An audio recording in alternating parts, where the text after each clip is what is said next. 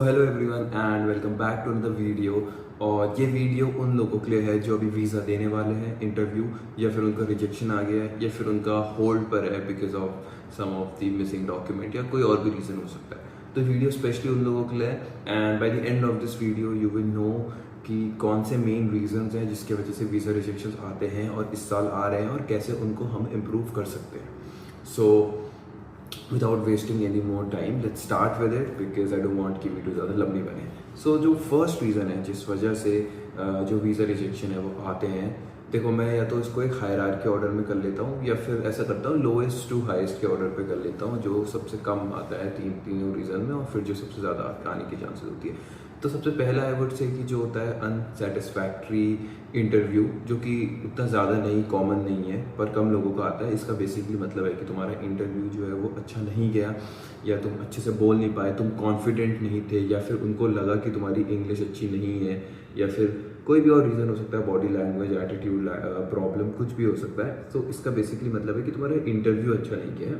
And ये बहुत कम chances होती है कि जब सोल मतलब सिंगल यही रीज़न की वजह से रिजेक्शन है। यूजली ऐसा हो सकता है कि फाइनेंशियल वगैरह के साथ भी इस रीज़न को दे दिया है, पर बहुत कम होता है कि बस तुम्हारा रीज़न मतलब जो रिफ्यूज़ल है वो इसी बेसिस पर है कि अनसेटिस्फैक्ट्री इंटरव्यू। सो उसके बाद अब हम दूसरे टॉपिक की बात करते हैं, जो कि है reason to come back to India, या फिर intent to come back to India. वो तुम इतना स्ट्रॉन्ग प्रोवाइड नहीं कर पाए थे, और ये बहुत ज़्यादा लोग मेरे से पूछते हैं कि हम कैसे एक अच्छा reason to come back to India दे पाए। सो देखो, इसके लिए तुम्हें क्या करना है, पहले तो तुम्हें अच्छे से सोचना है कि तुम किस कोर्स के लिए पढ़ने जा रहे हो, तुमने क्या पढ़ा है इससे पहले। अगर तुमने कोई जॉब करी है तो तुम उस चीज़ को ना कैसे अच्छे से दिखा पाओ कि तुम पे वापस आने का कुछ स्ट्रॉन्ग रीज़न हो।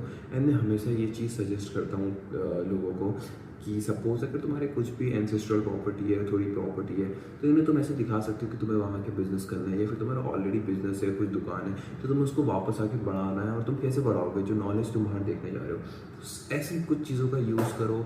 लेट सपोज तुमने कंप्लीटली डिफरेंट टॉपिक पे करा हुआ है कि तुम कंप्यूटर साइंस के स्टूडेंट हो, बट तुम्हारी कुछ एंसेस्ट्रल प्रॉपर्टी है जो एग्रीकल्चर से रिलेटेड है, तो तुम इसे दिखा सकते हो कि मैं देखता हूँ कि कि एग्रीकल्चर जो हो रहा है फैमिली में वो काफ़ी टाइम से बहुत ट्रेडिशनल हो रहा है। एंड मैंने मैंने कंप्यूटर साइंस की नॉलेज मतलब पढ़ाई करी है, बट मैं चाहता हूँ कि मैं उस टेक्नोलॉजी को इस फील्ड में लाऊँ, कुछ करूँ, कुछ इनोवेशन और थोड़ा ऑटोमेटेड करूँ। तो इस टाइप की चीज़ें जो तुम सोचो अच्छे से, और मतलब बस ना ऐसे गए और तुमने बस reason to come back to India दे दिया कि मेरे को वापस आना है, मेरे को इस कंपनी में काम करना हो, ये बहुत ही मतलब जेन्युइन नहीं लगती है, चीज़ बहुत ही कॉमन है। इसलिए इस चीज़ से हटो थोड़ा अपना। जब तुम कवर लेटर लिख रहे हो तो उसमें भी एक स्टोरी होनी चाहिए, एक फ्लो होना चाहिए। तो उस हिसाब से कोई चीज़ जो लगे कि हाँ जेन्युइन लगे, मतलब ऐसा ना लगे कि हाँ बंदे ने आगे फेंक दी कि मेरे को वापस आके गूगल में काम करना है, इस पर काम करना है, वो सब नहीं करता है, ठीक है। और उसके बाद जो मेन रीज़न है, जो थर्ड रीज़न है, वो है फाइनेंशियल्स का। अब फाइनेंशियल्स के भी अंदर तीन रीज़न होते हैं। एक होता है इनसफिशिएंट फंड्स, जिसका मतलब है कि तुम पैसा ही नहीं दिखा पाए, जो भी उन लोगों ने अमाउंट रखी सब कंसिडर कर रहे थे। जैसे मास्टर्स है तो मान लो तुम बस 3 लाख या 2 लाख की दिखाए, तो मतलब एग्जाम्पल दे रहा हूँ, ये मैं ऐसा कहीं पे लिखा नहीं होता है कि इतना पैसा दिखाना है तभी वीज़ा मिलेगा, एग्जाम्पल दे रहा हूँ। सो इनसफिशिएंट फंड्स का मतलब है तो ज़्यादा पैसा ही नहीं दिखा पाए। फिर जो दूसरा रीज़न होता है वो होता है इनसफिशिएंट प्रूफ ऑफ फंड्स, या इनरिलायबल प्रूफ ऑफ फंड्स, ऐसा होता है। तो उसका बेसिकली मतलब होता है कि तुम्हारे बैंक स्टेटमेंट में विद इन द 6 मंथ्स कुछ large amount of money I, तो वो तुम दिखा नहीं पाए कि वो पैसा कहाँ से आया, कैसे आया, कि वो पैसा तुम्हारा ही था कि नहीं था, क्योंकि तुम फैमिली रिलेटिव से नहीं उधार ले सकते हो इस केस में, राइट। तुम्हारे घर वालों का ही पैसा होना चाहिए, तो वो चीज़ हो सकता है दूसरा रीज़न। जो तीसरा रीज़न होता है अनरिलायबल सोर्स ऑफ इनकम। तो इसका मतलब होता है कि जो इनकम है तुम्हारे स्पॉन्सर की, तुम्हारी, वो इनके गिवन थ्रेशोल्ड क्राइटेरिया से कम है। सो आई थिंक इस साल जो इनकम है वो 52,000 रफली ऐसे आती है कि इतनी होनी चाहिए साल की तुम्हारे स्पॉन्सर की या तुम्हारी। तो अगर तुम्हारा मान लो तुम बस 40,000 कमाते हो पर मंथ, तो वो कहीं ना कहीं उस अमाउंट से नीचे है, तो उस चीज़ में प्रॉब्लम होती है। तो फिर वहाँ पे एक अनरिलायबल सोर्स ऑफ इनकम आता है। अब देखो बहुत केसेस में क्या होता है कि जो तुम्हारी सेविंग है, जो तुम्हारे ऑलरेडी टोटल फंड्स थे, वो होंगे 20 लाख या 15 लाख, 22-25 लाख।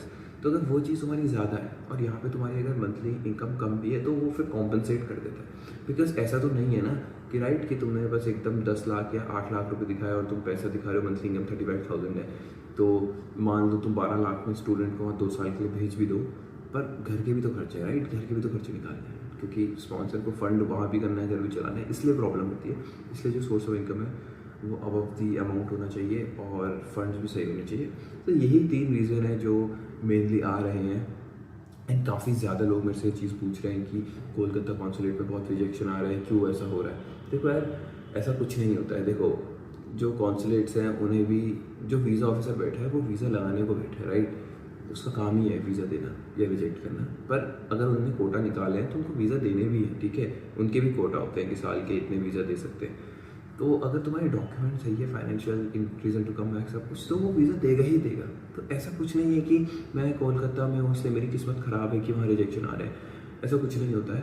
तुम्हारे डॉक्यूमेंट सही है तो तुम किसी भी कॉन्सुलेट में दोगे, तुम्हारा सक्सेस होगा ही होगा। एंड यही मेरे को बताना था इस वीडियो से, क्योंकि काफ़ी लोग मुझे इस चीज़ के बारे में पूछ रहे थे। तो आई थॉट कि मैं चीज़ कवर करूँ, कैसे जो वीज़ा के इस बार के रीज़न आ रहे हैं मोस्टली रिजेक्शन के, वो क्यों आ रहे हैं और उसको कैसे ओवरकम कर सके। बाकी I think this was all about this video. मैं काफ़ी शॉर्ट रखी थी बिकॉज मैंने ज़्यादा अननेसेसरी लंबी हो। And then in the future I come up with more videos and I am also thinking of making a video on IELTS exam, because अभी लोग उसका बुकिंग कर रहे हैं एंड अक्टूबर नवंबर में मोस्टली उसको स्टूडेंट्स देते हैं। सो मेरा एक डिसेंट अच्छा स्कोर था। सो आई थॉट कि मैं अपना एक्सपीरियंस शेयर करूँ और कैसे मैंने रीडिंग मटीरियल्स कहाँ से ढूंढे थे, कैसे प्रिपेयर करा था। So yeah, that's it, and I'll make a video on that. So thank you for watching this video. Do like and subscribe for more such content.